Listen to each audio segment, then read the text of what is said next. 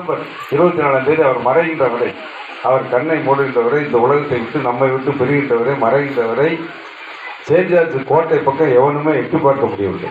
அப்படி வரலாற்று சிறப்புமிக்க வெற்றியை பெற்றவர் பொன்மனச்செம்மல் புரட்சி தலைவர் மன்னாதி மன்னன் மக்கள் தலைவர் எம்ஜிஆர் அவர்கள். இன்னும் சொல்ல போனா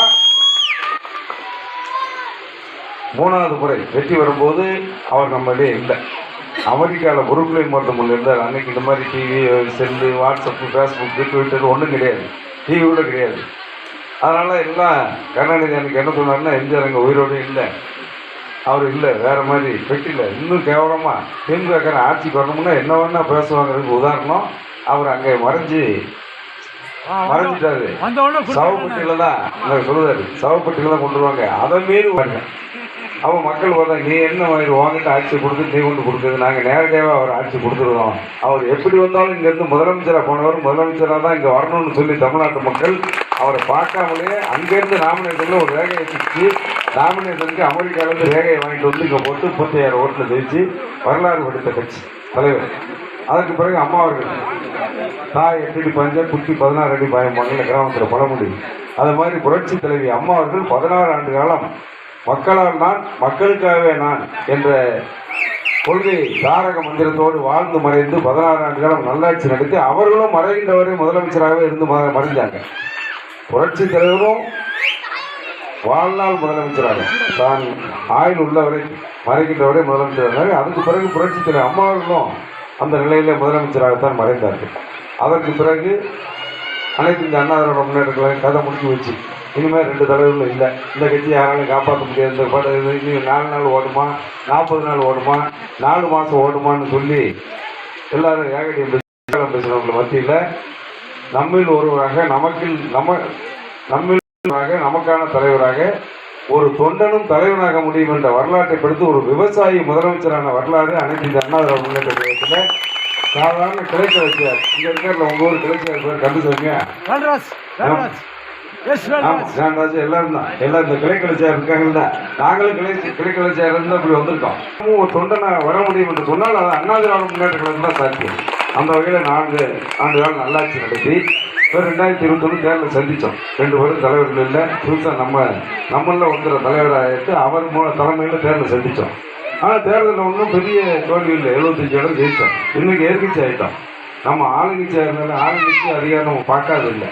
அதிமுக வரலாற்றில் 52 ஆண்டு கால வரலாற்றில் 32 ஆண்டுகள் ஆட்சியில் இருந்த ஒரே இயக்கம் அனைத்து இந்த அண்ணாதிராவிட முன்னேற்ற கழகம் தான்.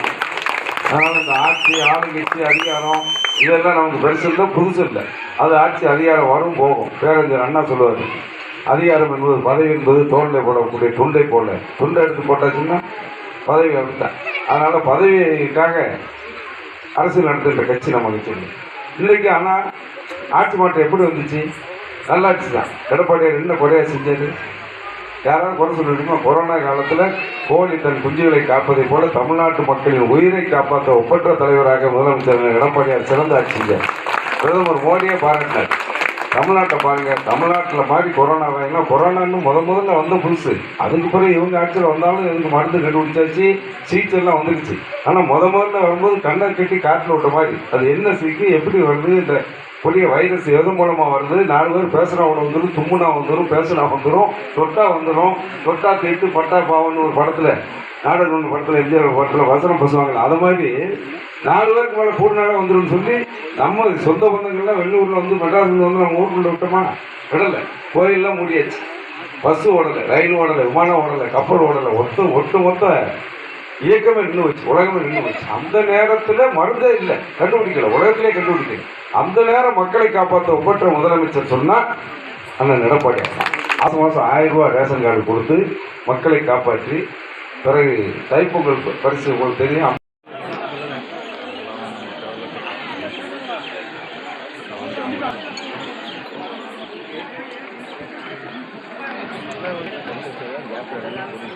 அப்புறம் அவங்க யார் அப்போட நீ யார் அவங்களாலும் நம்மளாலும்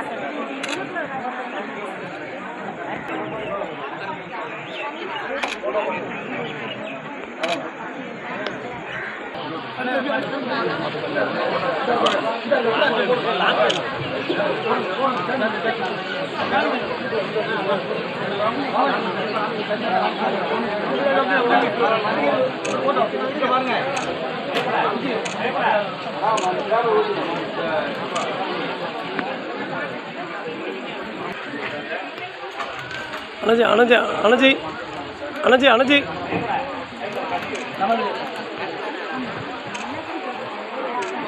நம்முடைய பேரவை சார்பாக இந்த சின்ன பிரச்சார நோட்டீஸை நம்ம மக்களிடம் கொண்டு போய் என்னென்ன செய்தார்கள் சாதனைகளை மக்களிடம் எடுத்துக்கொள்ள வேண்டும் என்று அன்போடு கேட்டுக்கொள்கிறேன்.